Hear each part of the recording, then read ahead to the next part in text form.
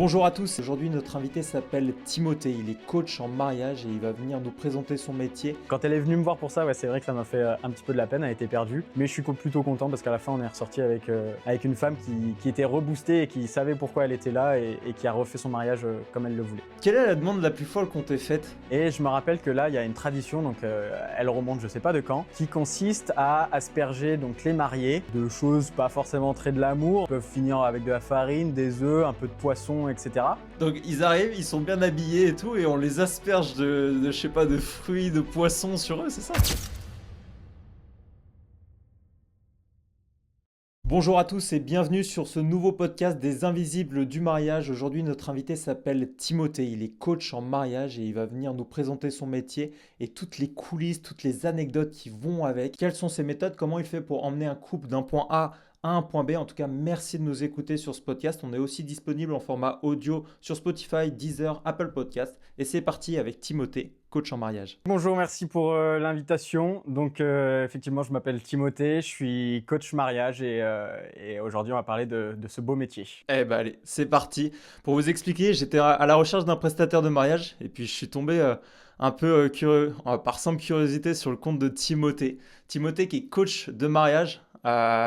Et donc, simplement, on va découvrir ça ensemble. Alors, la première question que j'ai envie de te poser, Timothée, déjà merci d'être venu sur ce podcast. C'est quoi la différence entre une wedding planner, un wedding planner, un coach de mariage et un organisateur de mariage, pardon. Alors déjà, il faut savoir qu'il y a beaucoup de termes qui vont se mélanger. Wedding planner et organisateur de mariage, c'est plus ou moins la même chose. C'est des personnes qui vont accompagner un marié, les mariés de A à Z. Ils vont faire à leur place, ils vont chercher des prestataires, ils vont établir le budget avec eux, ils vont les accompagner, mais aussi faire avec eux, proposer leurs prestataires à eux, du début jusqu'à la fin, jusqu'au jour J et jusqu'après la facturation. Un coach mariage, c'est un peu différent. Je vais pas appeler le traiteur à leur place, je vais pas choisir le DJ à leur place. Je peux leur recommander, on peut regarder les contrats ensemble, on peut voir ce qui est mieux sur l'un ou sur l'autre. Il n'y a pas de souci, mais je vais pas faire à leur place. Moi, je suis là pour les coacher, pour les amener du point A au point B et pas qu'ils se sentent noyés dans toute cette organisation. D'accord. Donc en fait, les gens viennent te voir avec des objectifs peut-être, et toi tu vas venir les aider en fonction de leurs objectifs, c'est ça? C'est ça, moi, ils me proposent, ils me donnent une vision. On peut discuter aussi avec eux de la vision au début, donc ça on le verra peut-être un peu plus après sur l'ordre des choses, comment ça se passe, un accompagnement. Mais au début, donc ils me donnent bien une vision et on essaye de créer autour de cette vision ensemble, sans que moi j'ai besoin d'aller chercher ce dont ils ont besoin pour cette vision-là. D'accord. Ok, ok. Et pour ce métier-là, il y a des formations. Comment ça se passe en fait? Parce que c'est vrai que c'est un métier qui est pas forcément connu. Bah moi en tout cas, j'en avais jamais entendu parler. Je connaissais un petit peu le métier de wedding planner, mais coach mariage, j'en avais jamais entendu. Alors comment ça se passe? Comment on fait pour devenir coach en mariage? Ça, c'est sûrement la réponse qui va surprendre un peu tout le monde, parce qu'aujourd'hui, il y a pas réellement, enfin à ma connaissance, il n'y a pas de diplôme d'état de coach mariage. Il y a des formations des métiers du mariage, donc il y en a beaucoup là-dedans, ça peut être wedding planner, designer, il y a plein de choses autour du mariage, mais il n'y a pas un diplôme coach mariage. Donc c'est là aussi où il faut faire attention des fois, c'est techniquement, on pourrait dire c'est techniquement possible que demain, il y en ait un qui arrive qui dit « je suis coach mariage », alors qu'il n'y connaît rien. C'est possible, donc il faut faire attention, c'est des étiquettes et c'est des titres, c'est pas seulement le titre, mais c'est aussi ce qu'il y a derrière la personne, réellement ce qu'elle sait faire, donc il faut faire attention à ça. Ouais, d'ailleurs, ça, c'est un peu comme beaucoup de personnes sur les réseaux sociaux, hein. C'est difficile à identifier. Toi, aujourd'hui, t'as des diplômes que tu as passés, que tu as fait en lien avec ça, dans l'événementiel ou pas? Alors je vais répondre, mais aussi je vais dire que moi je suis pas marié et généralement il y en a qui commencent ce métier en faisant leur mariage pardon, et en se disant waouh c'est incroyable, je veux faire ça, je veux créer des mariages. Moi je suis pas marié, mais il suffit pas d'être marié pour savoir organiser un mariage, hein. Notre mariage peut être une catastrophe, ça peut arriver. Moi mon parcours il est plus dans l'événementiel. Je suis rentré dans une agence événementielle et parce que je suis attiré par cette organisation, par cette gestion de projet. J'adore ça. Et un jour, je me suis intéressé du coup au mariage plus précisément. Et il y a un truc qui m'a surpris, c'est que les mariés, ils sont souvent livrés à eux-mêmes en fait. Et il peut y avoir un frein à prendre un wedding planner pour multiples raisons, parce qu'on a envie d'organiser nous-mêmes, parce que peut-être qu'on n'a pas le budget, etc. Et pourtant, on reste livré à nous-mêmes, on a plein d'infos sur Internet, on a plein de blogs, mais on est un peu perdu dans tout ça. Et donc, j'avais envie d'apporter un peu cette expertise que j'avais de l'organisation, de la gestion, et donc apporter ça à des futurs mariés, leur donner tous les outils dont ils ont besoin pour pouvoir organiser correctement. Maintenant qu'on a bien compris ton métier, moi j'ai envie de savoir comment ça se passe en fait. Les gens ils te contactent et après, tu les emmènes du point A au point B, t'as des, j'imagine des processus. C'est quoi le chemin en fait d'une personne, d'un couple qui te contacte? Tu les emmènes comment? Déjà, la première chose, c'est que je vais essayer de comprendre où ils en sont, parce qu'on peut avoir plusieurs cas de figure. On peut avoir le premier cas de figure où ils viennent juste de se fiancer, et donc là, ils sont perdus. Ils ne savent pas ce qu'il faut faire. Donc ça, c'est le premier cas. Et il y a le deuxième cas où les gens ont commencé. Il y en a certains qui ont vraiment bien commencé même, mais en fait, il reste un moment où ils sont perdus, où ça correspond plus à ce qu'ils voulaient. Et là, ils ont besoin d'aide. Ils savent pas vers qui aller. Wedding planner, bon, ils se disent c'est peut-être un peu tard, c'est jamais trop tard, mais peut-être pas le budget non plus.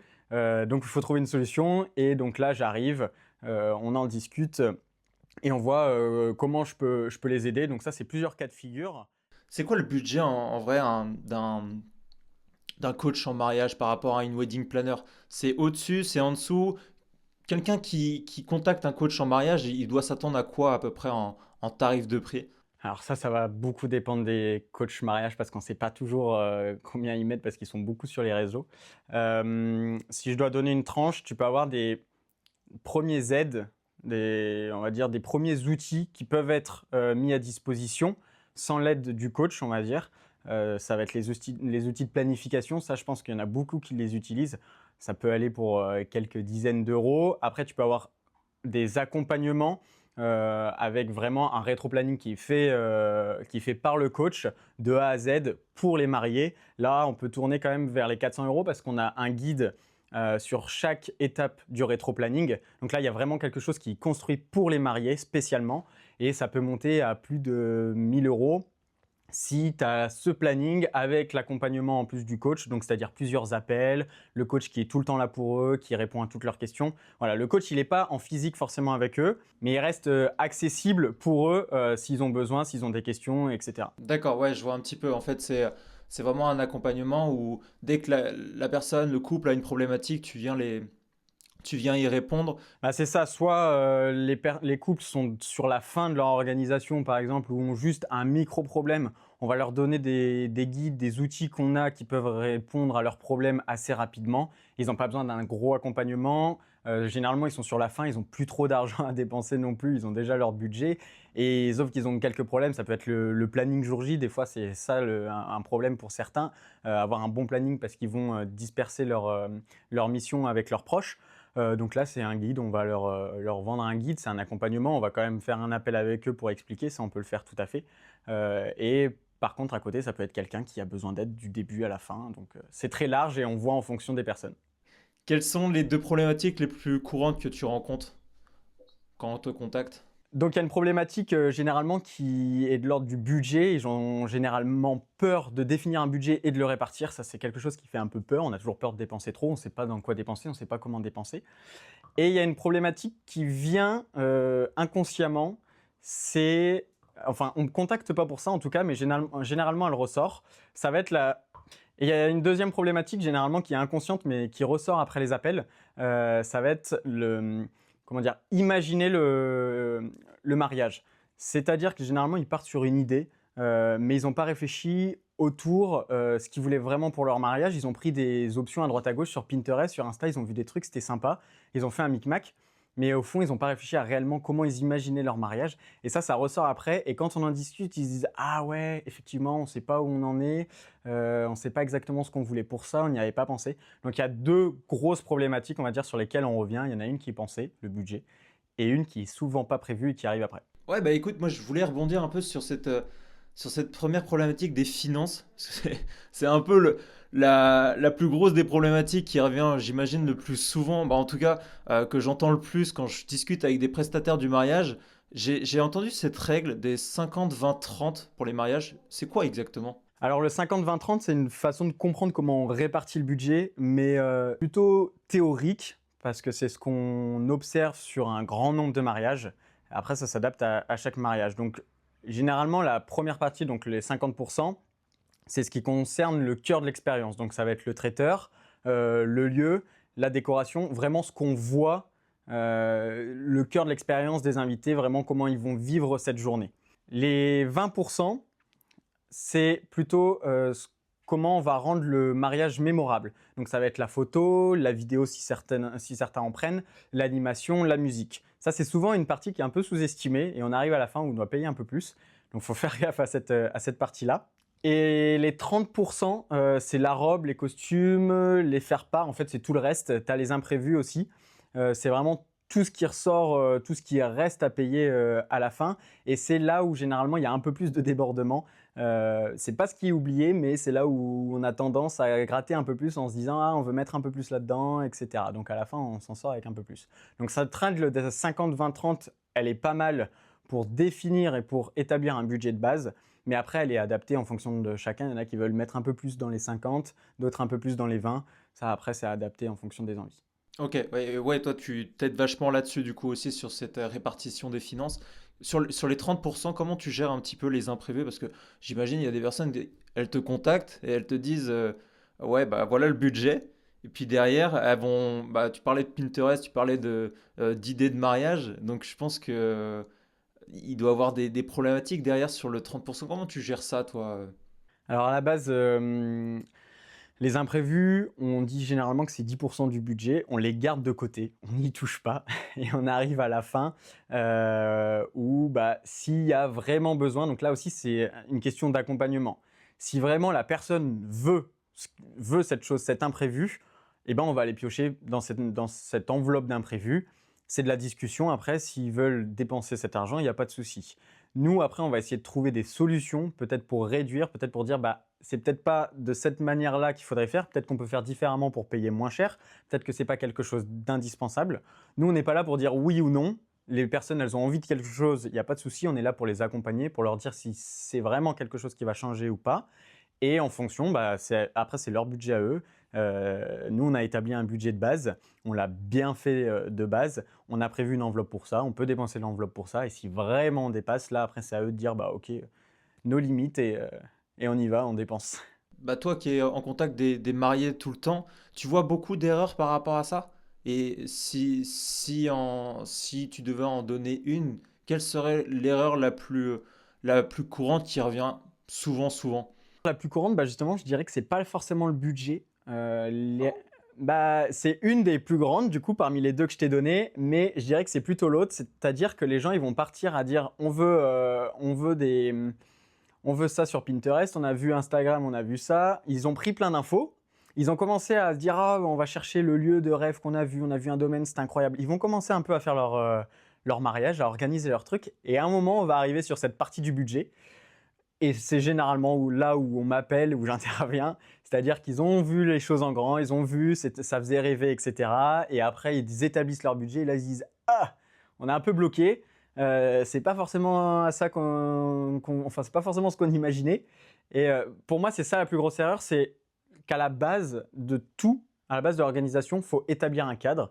Il faut qu'ils imaginent ce qui est vraiment possible de faire, combien d'invités, dans quel lieu, dans quel style. Il faut rester un peu réaliste avec ça. Et généralement, c'est ce qui pêche au départ. Ouais, mais tu vois, imagine, moi demain je viens de voir, j'ai déjà préparé tout mon mariage et je viens de voir, sauf que bah là j'ai beaucoup dépensé.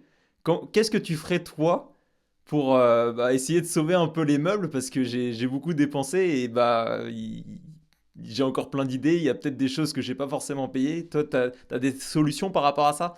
Alors, on va pas pouvoir te rembourser, on va pas pouvoir le faire, c'est sûr, mais on va pouvoir essayer de réduire l'enveloppe qui reste, c'est-à-dire peut-être mettre des priorités ailleurs. Je voulais absolument un vidéaste, je voulais absolument un photographe, j'ai plus grand-chose, bah, on va essayer de trouver des solutions. Peut-être qu'il y a un photographe vidéaste qui fait les deux en un, qui est un peu moins cher. Je voulais un drone, bah, peut-être qu'on va pas pouvoir faire avec un drone, peut-être qu'on va trouver d'autres choses. Il va falloir trouver des solutions justement avec ce qui reste, jongler un peu avec cette répartition de budget qui reste et revoir les priorités avec les mariés. C'est vrai que je discute pas mal avec des prestataires de mariage et c'est vrai que bah, à chaque fois ils ont des histoires de dingue. Donc on va essayer de se pencher un peu là-dessus. Je sais, j'imagine que toi aussi tu dois avoir tu sais, des choses un peu croustillantes qu'on a tous envie de savoir. Donc moi je voulais savoir si il y avait des risques dans ton métier, si tu avais déjà rencontré des situations bah, qui avaient un peu mal tourné ou tu sais, qui étaient un peu risquées. Alors, on va pas parler de situation extrêmement grave, hein, ça reste un mariage. C'est quand même un événement qui est censé bien se passer et qui est plutôt sympa. Mais bon, il y a forcément toujours de l'alcool en jeu dans des mariages. Donc là, généralement, on peut avoir des situations. Je me souviens d'un mariage qui se passait très bien, hein, tout allait bien, un mariage classique. Tout se passe, la soirée se passe. Et comme souvent, c'est à partir du moment où tout le repas est passé, on commence à avoir pas mal de musique là qui commence à se lancer. Et il y a certains invités qui commencent un peu à être près du bar quand même et à enchaîner. Ils n'étaient pas trop sur la piste. C'était pas leur, leur délire, je pense. Et là, bah, c'est typiquement le genre de situation où tu en as un qui est... alors sans parler de politique, tu en as un qui est d'un parti politique, l'autre qui est de l'autre. Il y en a un qui va dire un petit peu une phrase de travers, ça va pas plaire à l'autre. Et donc là, ça commence un peu à monter le ton. J'en suis jamais venu à un moment où ça se batte. J'en suis venu à des belles paroles, à viens, on va dehors, on va discuter, mais jamais à un moment où ça se bat parce que dans un mariage, il faut savoir qu'il y a quand même vachement de monde et tu as toujours c'est deux personnes qui vont se chauffer, mais c'est jamais un groupe contre un autre. Tu vas toujours avoir quelqu'un qui va s'interposer et qui va calmer le jeu, mais ça peut aller loin. Moi, j'ai pas encore eu de baston et j'en veux pas. Et comment on gère ça? Parce que j'imagine que ça doit arriver régulièrement, des tensions. Bah forcément, il y a des gens qui doivent pas s'entendre, bah, là, comme tu l'as dit sur la politique, mais il doit y avoir plein d'autres sujets de tension. Comment on gère cette situation sans que bah, ça bousille la fête de tout le monde et en particulier des mariés? Eh ben ça, alors ça, on peut pas le prévoir. Ça, c'est pas quelque chose qu'on peut prévoir, mais c'est quelque chose qu'on peut discuter en amont quand même avec les mariés. Ça dépend qui ils prennent le jour J. Soit ils prennent un coordinateur jour J. Donc ça, c'est quelqu'un qui va gérer toute l'organisation le jour J, qui va gérer les imprévus, etc. Donc là, il y a un coordinateur. Il va essayer de discuter avec les mariés, essayer de calmer avec les proches, etc. Si on n'a pas ça, on prend un témoin, un proche à la base. On discute avec lui avant le mariage en veillant à ce que lui fasse attention justement à ces petits trucs. Il faut donner des missions. Donc lui, il sera plus en charge de dire, bah voilà, s'il y a un conflit, tu essayes quand même d'aller voir, tu essayes de faire attention au conflit qu'il peut y avoir.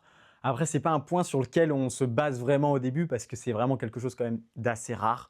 On fait attention à d'autres choses. On peut faire attention s'il y a une piscine et qu'il y a des enfants. Là, on prend quelqu'un d'autre pour faire attention, etc. Mais les bastons, on en parle, mais on ne peut pas le prévoir. Donc, on verra le jour J et en fonction du jour J, on séparera les personnes. Ouais, on adapte en direct, quoi. Ah, c'est ça. On peut pas prendre d'agent de sécu en tout cas. Enfin, on peut, si, ça arrive. On peut prendre des agents de sécu, mais ça arrive très peu sur les mariages. J'ai une question que pas mal de personnes se posent, et je vais te la poser directement. La semaine avant le mariage, imagine, tu as des personnes qui ont des doutes. Est-ce que c'est normal? Est-ce que tout le monde ressent ça ou c'est un vrai signal d'alarme et faut prendre en compte cette situation? Cette question, elle est intéressante parce que bah, y a très peu de couples qui osent en parler avant. Ils ont un peu peur en se disant bah, si j'en parle, ça veut dire que j'ai des doutes sur mon couple, etc. Pas du tout. Moi, je partirais du principe que pas du tout.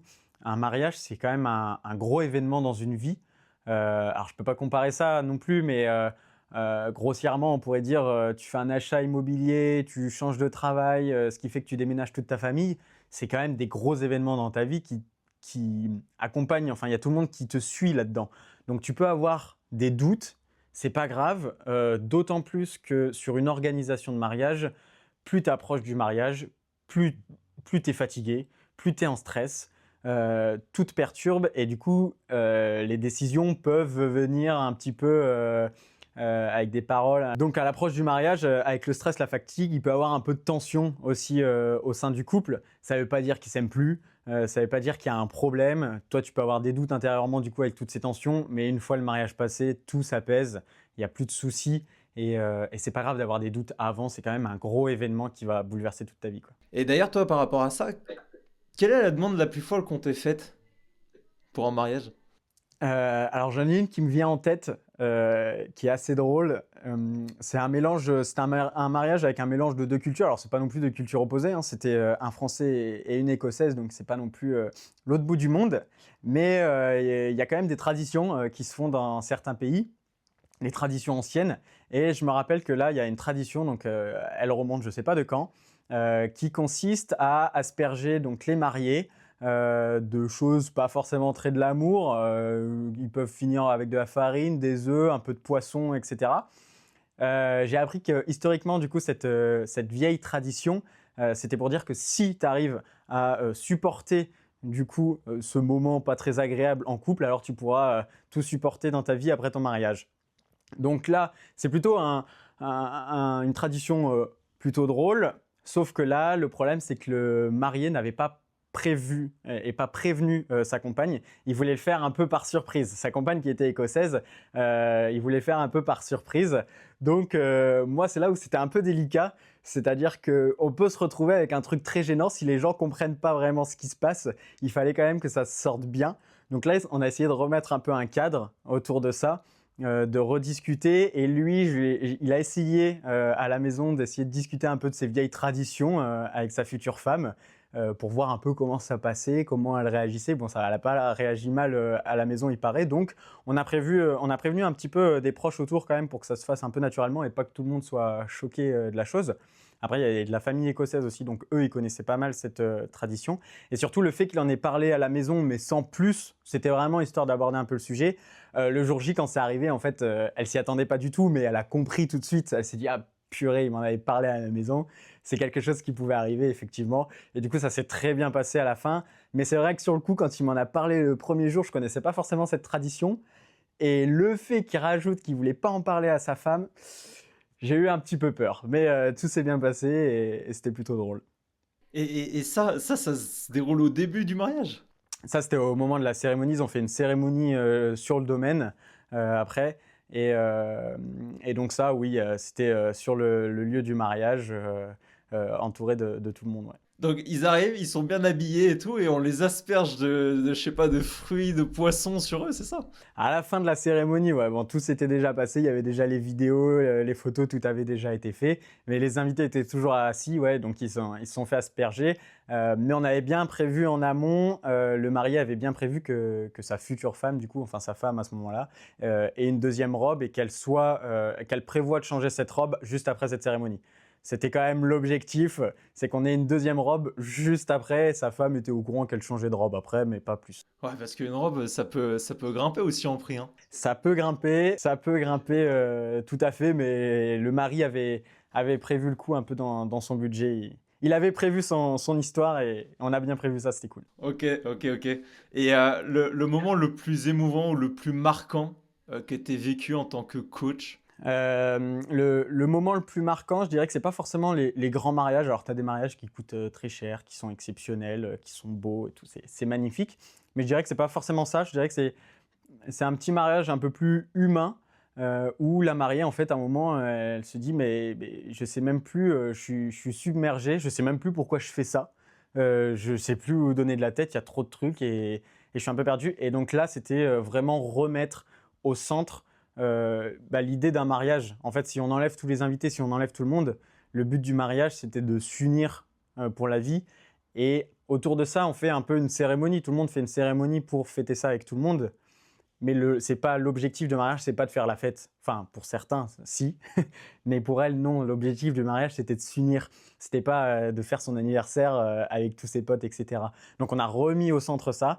Quand elle est venue me voir pour ça, ouais, c'est vrai que ça m'a fait un petit peu de la peine. Elle était perdue. Mais je suis plutôt content parce qu'à la fin, on est ressorti avec une femme qui était reboostée et qui savait pourquoi elle était là et qui a refait son mariage comme elle le voulait.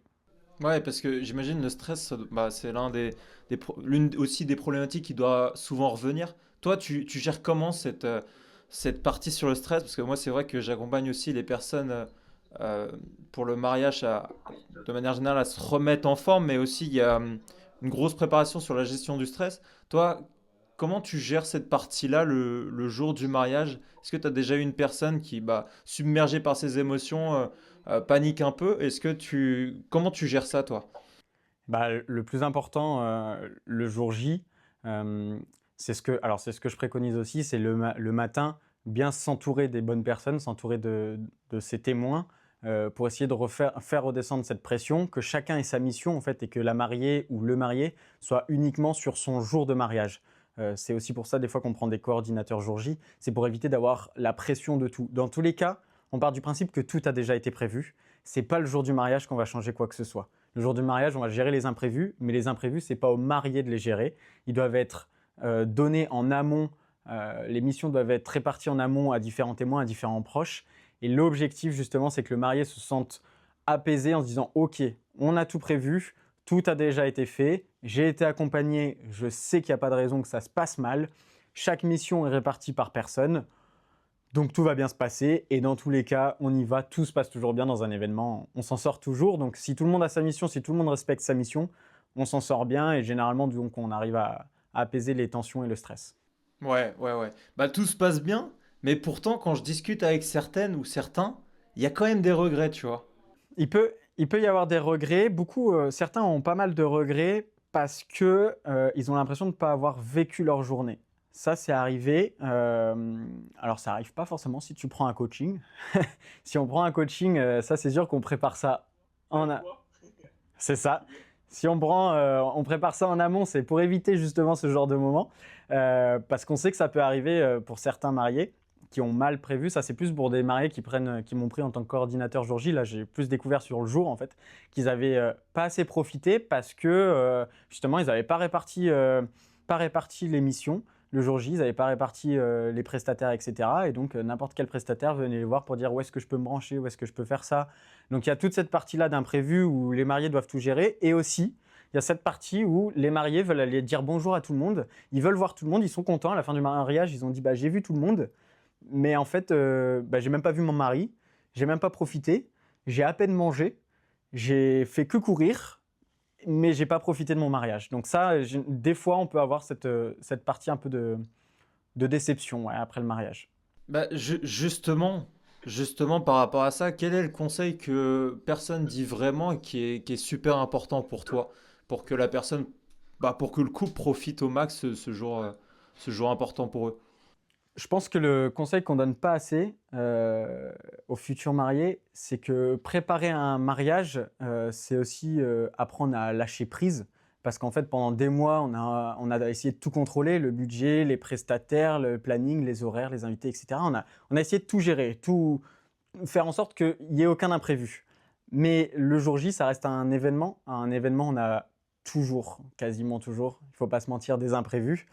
Ça peut être totalement débile, hein, mais le DJ, la prise est un peu plus loin que ça rallonge. Et ben là, c'est un petit imprévu. Ça peut créer un peu de stress. Et ça, il faut apprendre aux mariés avant à lâcher prise, à prendre du recul sur cet événement, à se rappeler pourquoi ils sont là aussi, c'est ce qu'on disait juste avant. Juste avant, rappeler pourquoi ils font un mariage. Ils ne sont pas là pour essayer de tout gérer, ils ne sont pas là pour que tout le monde passe un événement parfait. Oui, on veut que nos invités y profitent, on veut que nos invités s'amusent, mais les invités ils vont s'amuser, ils ne vont pas retenir la serviette de quelle couleur elle était. Hein. Le lendemain, ils s'en rappelleront déjà plus.